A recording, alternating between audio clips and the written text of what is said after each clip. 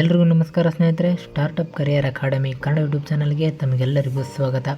ಸ್ನೇಹಿತರೆ, ಇತ್ತೀಚೆಗೆ ರಾಜ್ಯ ಸರ್ಕಾರದ ಶಿಕ್ಷಣ ಇಲಾಖೆಯಿಂದ ಮಹತ್ವದ ನಿರ್ಧಾರವೊಂದನ್ನು ತೆಗೆದುಕೊಳ್ಳಲಾಗಿದೆ.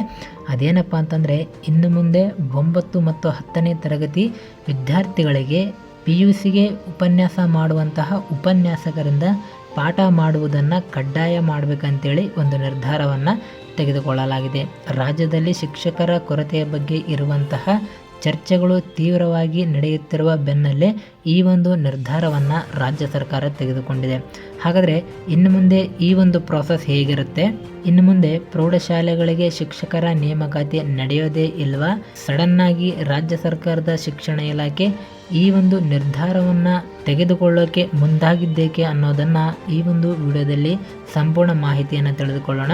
ಅದಕ್ಕಿಂತ ಮುಂಚೆ ನೀವಿನ್ನು ನಮ್ಮ ಚಾನಲನ್ನು ಸಬ್ಸ್ಕ್ರೈಬ್ ಮಾಡ್ಕೊಂಡಿಲ್ಲ ಅಂದರೆ ಈಗಲೇ ಸಬ್ಸ್ಕ್ರೈಬ್ ಮಾಡ್ಕೊಳ್ಳಿ. ಹಾಗೆ ಪಕ್ಕದಲ್ಲೇ ಇರತಕ್ಕಂಥ ಬೆಲ್ ಐಕಾನನ್ನು ಕ್ಲಿಕ್ ಮಾಡಿ ಆಲ್ ನೋಟಿಫಿಕೇಷನನ್ನು ಆನ್ ಮಾಡ್ಕೊಳ್ಳಿ.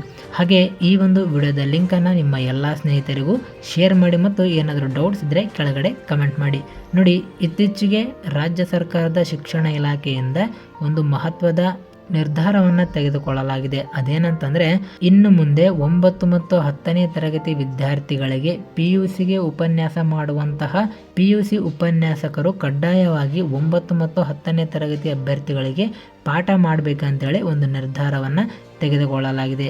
ಮೊದಲೆಲ್ಲ PUC ಮತ್ತು ಹೈಸ್ಕೂಲಿಗೆ ಸಂಬಂಧಪಟ್ಟಂತೆ ಒಂದು ನೇಮಕಾತಿ ಪ್ರಕ್ರಿಯೆ ಏನಿದೆ ಅದು ಬೇರೆ ಬೇರೆ ರೀತಿಯಾಗಿ ನಡೀತಿತ್ತು.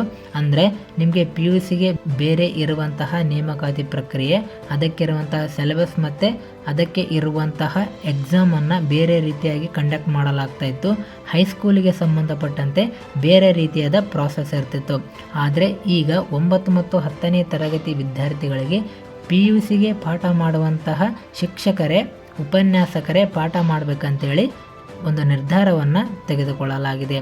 ಹಾಗಾದರೆ ಈ ಒಂದು ನಿರ್ಧಾರವನ್ನು ದಿಢೀರಾಗಿ ರಾಜ್ಯ ಸರ್ಕಾರದ ಶಿಕ್ಷಣ ಇಲಾಖೆ ತೆಗೆದುಕೊಳ್ಳೋದಕ್ಕೆ ಮುಂದಾಗಿದ್ದೇಕೆ ಅನ್ನೋದನ್ನು ನೋಡೋದಾದರೆ, ನೋಡಿ, ನಮ್ಮ ಶಾಲಾ ಶಿಕ್ಷಣ ಇಲಾಖೆಯ ಗುರಿ ಏನಿದೆ 2026-27ರ ವೇಳೆಗೆ ಸುಮಾರು 15 ಲಕ್ಷ ವಿದ್ಯಾರ್ಥಿಗಳು KPS ಶಾಲೆಗಳಿಗೆ ಒಳಗಾಗಲಿದ್ದಾರೆ. ಅಂದರೆ ನಿಮಗೆಲ್ಲ ಗೊತ್ತಿರೋ ಹಾಗೆ ಇತ್ತೀಚೆಗೆ ಒಂದು ಗ್ರಾಮ ಪಂಚಾಯಿತಿ ವ್ಯಾಪ್ತಿಯಲ್ಲಿ ಬರುವಂತಹ ಅತಿ ಕಡಿಮೆ ವಿದ್ಯಾರ್ಥಿಗಳು ಅಧ್ಯಯನ ಮಾಡುತ್ತಿರುವಂತಹ ಶಾಲೆಗಳನ್ನು ಮರ್ಜ್ ಮಾಡಿ ವಿಲೀನ ಮಾಡಿ ಒಂದು KPS ಶಾಲೆಯನ್ನು ತೆಗಿಬೇಕು ಅಂತೇಳಿ ರಾಜ್ಯ ಸರ್ಕಾರ ನಿರ್ಧಾರ ಕೈಗೊಂಡಿದೆ.